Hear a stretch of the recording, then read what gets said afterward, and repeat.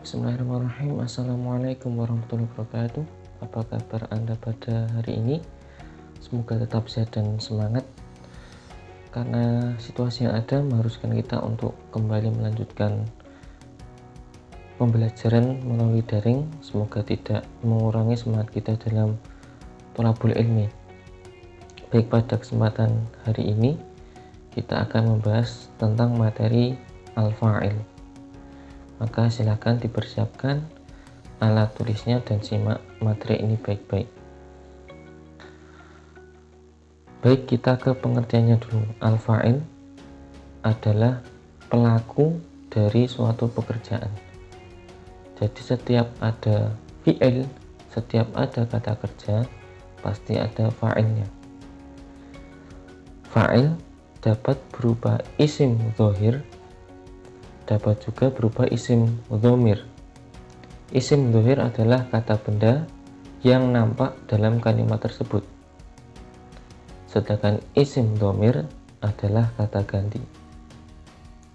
Adapun i'rab dari fa'il adalah marfu'.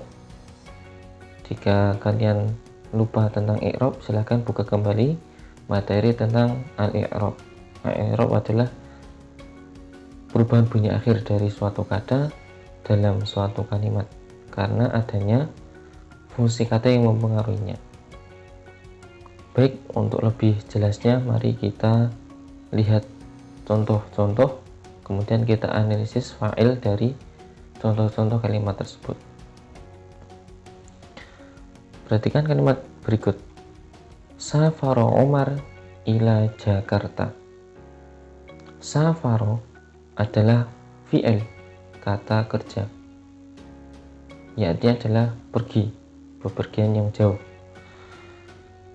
Kemudian Umar di sini adalah fa'ilnya, yaitu sebagai pelaku. Jadi safara Umar ila Jakarta, fa'il dalam kalimat tersebut adalah Umar, karena dialah yang pergi ke Jakarta. Contoh kedua, aktubur risalata li ummi. Aktubur risalata li ummi.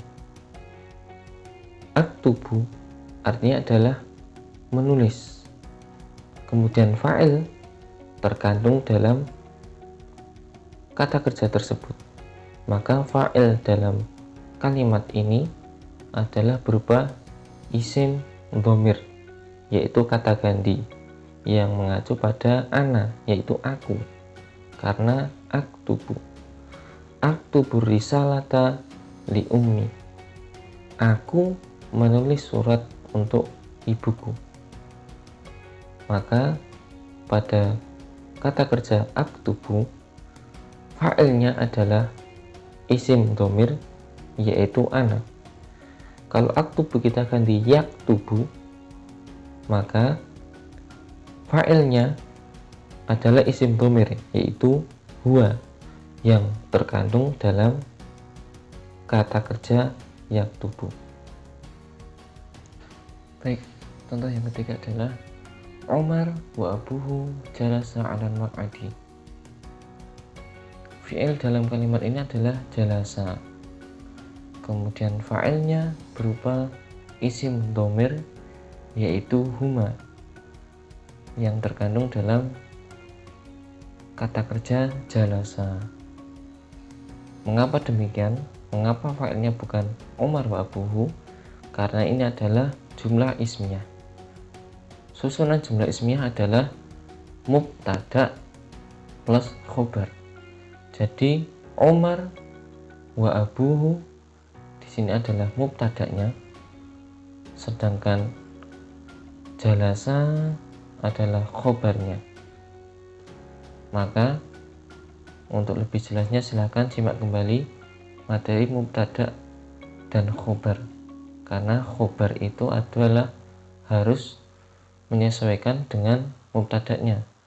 Kalau mubtadanya mufrad, khobarnya mufrad. Mubtadanya musanna seperti contoh ini 2, maka khobarnya juga harus musanna. Maka mubtadanya adalah Umar wa abuhu, maka khobarnya juga harus menyesuaikan, yaitu jalasa. Berbeda kalau ini kita ubah menjadi jumlah fi'liyah. Kalau kita ubah menjadi jumlah fi'liyah, maka menjadi jalasa Umar wa abuhu alal maq'adi. Perhatikan perubahannya. Jalasa Umar wa abuhu. Jalasa adalah kata kerja atau fi'ilnya. Sedangkan fa'ilnya adalah menjadi isim dhohir. Isim dhohir. Kalau tadi isim dhamir, sekarang isim dhohir, yaitu Umar wa abuhu. Jadi kalau dalam kalimat yang pertama, Umar wa abuhu jalasa ala maq'adi, fa'ilnya adalah isim dhohir. Fa'ilnya adalah isim dhamir, yaitu huma, yang mengacu kepada Umar wa abuhu. Di situ ada kata ganti huma pada kata jalasa.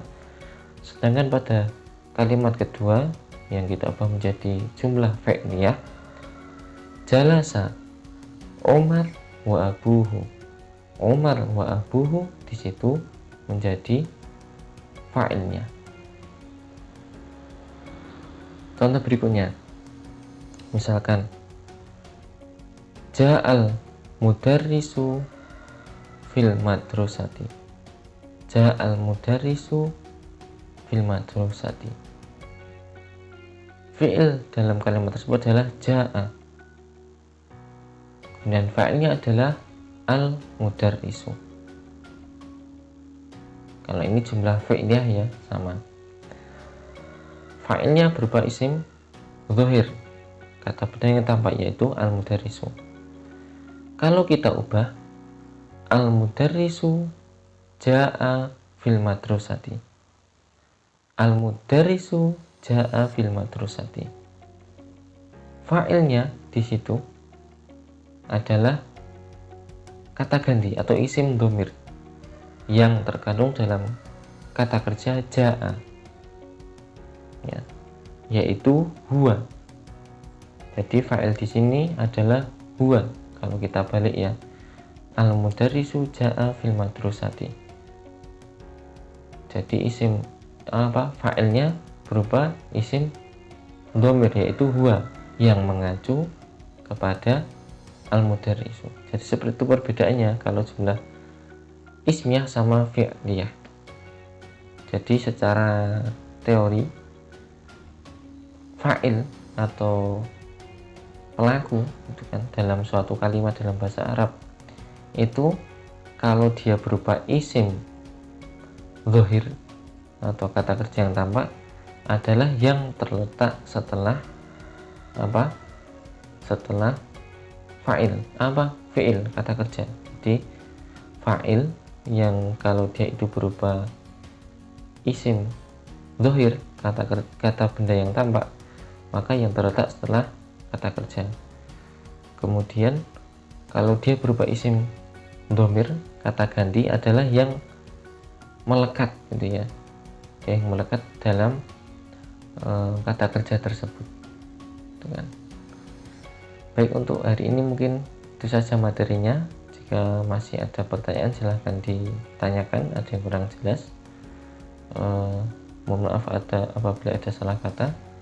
Kita akhiri sampai di sini, sampai jumpa di materi selanjutnya. Wassalamualaikum warahmatullahi wabarakatuh.